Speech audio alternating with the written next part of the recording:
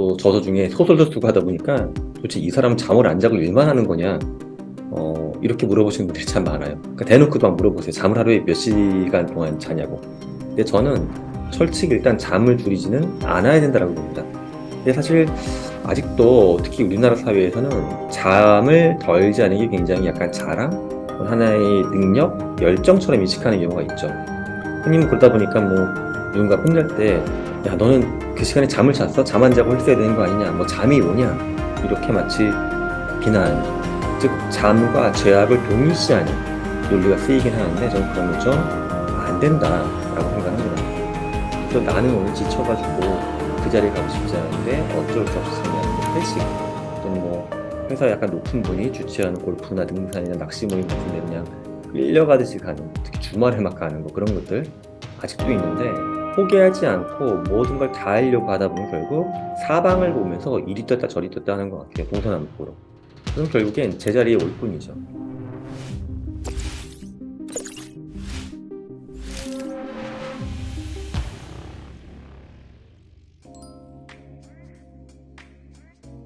저한테 시간 관리에 대해서 물어보시는 분들도 좀 많이 계십니다. 일단 제가 활동하는 게 좀 다양하고 좀 많아 보이시는 것 같아요.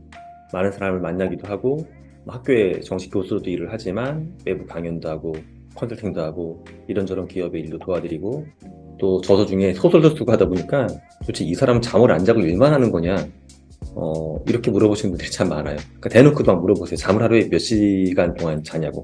근데 저는 솔직히 일단 잠을 줄이지는 않아야 된다고 봅니다. 저도 물론 지금보다 좀 더 젊었던 십몇 년 전까지만 해도 잠을 좀 적게 잤던 것 같아요. 근데 어느 순간부터 이게 좋지 않다라는 걸 인식이 들어서 지금은 최소한 하루에 7시간 이상, 가능하면 8시간 가까이는 자려고 좀 노력을 합니다. 어떤 분들은 그렇게 이야기하죠. 아, 나는 한 4시간, 5시간 자도 괜찮다. 이렇게 해서 뭐 20, 30년 살아왔다라고 하시는데, 이런 사람들 우리가 이제 쇼트 슬리퍼라고 하죠. 조금 자는 사람. 조금 자도 건강에 또는 어떤 활동에 문제가 없는 사람들. 근데 이게 전체 인구의 맥스로 봐도 2%가 채 안 됩니다. 그러니까 본인이 쇼트 슬리퍼의 확률이 일단은 거의 없다라고 보시고서 이 상황을 보셔야 돼요. 잠을 안 자면 사실 그 시간 동안 다른 일을 할 수는 있겠죠. 근데 안 자면서 하는 게 과연 효율적일까 보게 되면 전 그렇지 않다라고 보는 게, 잠을 덜 자면 사람이 갖고 있는 집중력이 굉장히 떨어집니다. 기억력도 물론 안 좋아지고 논리적인 사고력도 안 좋아져요. 논리적인 사고력이 떨어진다는 말은 뭔가 최적화되지 못한 결론을 내리거나 잘못된 판단을 할 비율이 높아진다는 겁니다. 그리고 또 잠을 덜 자게 되면 어떤 정서적인 교류, 감정을 판단해야 될 상황에 있어서 상대의 감정을 읽어내는 능력도 떨어져요. 이렇게 모든 게 떨어지게끔 일을 하면서 한두 시간 더 일하는 게 좋을지 전 좀 아니다라고 보거든요. 근데 사실 아직도 특히 우리나라 사회에서는 잠을 덜 자는 게 굉장히 약간 자랑, 하나의 능력, 열정처럼 인식하는 경우가 있죠. 흔히 그러다 보니까 뭐 누군가 혼낼 때 야 너는 그 시간에 잠을 잤어? 잠 안 자고 했어야 되는 거 아니냐? 뭐 잠이 오냐? 이렇게 마치 비난하는, 즉 잠과 죄악을 동일시하는 논리가 쓰이긴 하는데 저는 그러면 좀 안 된다라고 생각합니다. 근데 실질적으로 제가 이제 시간 관리하는 팁을 말씀드리면 크게 한 4가지 정도 생각을 해봤는데, 첫 번째, 저는 좀 우선순위를 열심히 관리하는 편입니다. 내가 해야 될 거, 하고 싶은 거 많이 있잖아요. 근데 그거 중에서 목록을 정해요. 근데 여기서 일단 중요한 건, 이 목록이란 건 업무 목록만을 의미하는 게 아니라 관계 목록도 생각합니다. 어떤 관계가 더 중요한지. 그래서 목록이건 관계건 절반 정도를 지우면 어떻게 될까, 이 생각을 좀 해봐요. 그리고 뭔가 우리가 우선순위 정할 때 또 급한 거 위주로 많이 처리하시는 경우가 있는데, 사실 급한 것만 쳐내다 보게 되면 제가 등 떠밀려서 어딘가로 자꾸 흘러가게 돼요. 그래서 나한테 중요한 게 무엇인지를 좀 능동적으로 생각해보는 훈련을 하셔야 됩니다. 내가 장기적으로 이루고자 하는 게 무엇인지, 이 목록 10개 중에서 꼭 이루지 않으면 내가 나중에 후회할 것 같은 게 무엇인지, 이렇게 장기성 또 중요성 측면에서 정해보시면 좋겠습니다. 두 번째는 연결인데요. 추진하는 일들이 많고 관련된 사람들이 많을 때 일들끼리 그리고 어떤 사람들끼리 연결시켜주는 게 굉장히 중요합니다. 일례로 제가 이제 뭐 소설을 썼던 것 중에 뇌과학과 관련 소설도 있고 메타버스를 테마로 한 SF 소설도 있는데 이게 제 원래 연구 분야잖아요. 근데 만약에 제 원래 연구 분야가 아니었던 뭐 의학이나 농업과 관련된 이야기를 소설을 쓰겠다. 당연히 자료 조사하고 찾는 데만 해도 뭐 1년 넘게 충분히 시간을 투자해야 되겠죠. 근데 저는 이제 뇌과학이나 메타버스를 연구했는데 저는 이야기를 풀어내는 일반적인 문화작품을 만들고 싶은 것도 하고 싶었고 중요하다고 봤어요. 그럼 이왕이면 제가 아는 분야하고 연결성을 찾아가지고 소설을 써본 겁니다. 연결시킨 거. 그리고 또 어떤 일을 할 때도 이 일을 함께 할 수 있는 사람들을 많이 떠올려 봐요. 근데 여기서 연결할 때 중요할 것은 나누는 겁니다. 뭔가 일의 과정도 나눠야 되겠지만 성과가 나왔을 때 공정하게 나눌 수 있는 틀을 잘 만드셔야지 이 연결이 깨지지 않고 오래 갈 수 있다고 믿고 있습니다.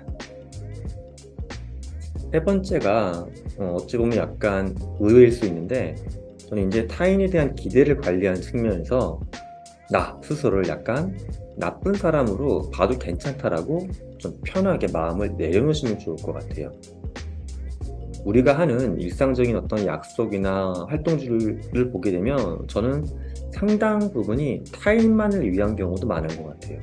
그래서 나는 오늘 지쳐가지고 그 자리에 가고 싶지 않은데 어쩔 수 없이 참여하는 뭐 회식 또는 뭐 회사 약간 높은 분이 주최하는 골프나 등산이나 낚시 모임 같은데 그냥 끌려가듯이 가는 거, 특히 주말에 막 가는 거 그런 것들 아직도 있는데 이거 우리가 이제 왜 그러냐 하게 되면 나에게 좋은 나, 내가 사랑하는 이들에게 좋은 내가 되는 것을 목표로 하는 게 아니라 타인에게 좋은 내가 되는 것을 목표로 하다 보니까 자꾸 순서가 바뀌는 것 같아요. 물론 그렇게 어떤 사회적인 관계를 잘 따라가게 되면 여러분이 좋은 사람 평가받고 안 좋은 이야기 덜 듣겠죠. 하지만 저는 안 좋은 이야기를 좀 들어도 괜찮다라고 미움받을 용기를 가지셨으면 좋겠어요. 다만 이제 제가 뭐 사적으로 덜 만나고 가지 않는 모임에 대해서 그 사람들을 무시하거나 미워한다라기보다 그냥 지금 나한테는 조금 더 거리가 있다라고 보는 거죠. 다른 기회가 있을 때 나는 여러분들을 무시하거나 미워하는 게 아닙니다라는 걸 증명할 수 있으면 되는 것 같습니다. 네 번째는 일부는 앞에 말씀드린 것과 연결되어 있는 건데 포기의 가치도 한번 인식해 주시면 좋을 것 같아요. 그러니까 우선순위 정하기나 나쁜 사람들에게 약간 연속변에 있는 겁니다. 포기하지 않고 모든 걸 다 하려고 하다 보면 결국 사방을 보면서 이리 떴다 저리 떴다 하는 것 같아요. 동서남북으로. 그럼 결국엔 제자리에 올 뿐이죠. 즉 한두 개의 방향을 포기해야지만 한 두 개, 한 개의 방향으로 더 멀리 다가가 볼 수가 있는 겁니다. 포기는 그래서 하다 보면 어떤 거를 내가 버리는 것 같아서 가치를 잃어버린다는 측면에서 마음의 짐을 갖고 계시는데 그렇게 바라보시지 말고 한두 개를 포기함으로써 내가 새로운 가치를 더 크고 깊게 얻을 수 있기 위한 여백을 확보한다라고 바라보시면 좋을 것 같아요. 그러니까 우선순위 잘 정해보시고 많은 걸 연결하시고 때로는 나쁜 사람 되는 것도 각오하시고 일부는 포기할 수 있는 이런 마음을 가지고서 진정으로 우리의 삶에서 소중한 어떤 일, 소중한 관계에 집중할 수 있으면 좋겠습니다.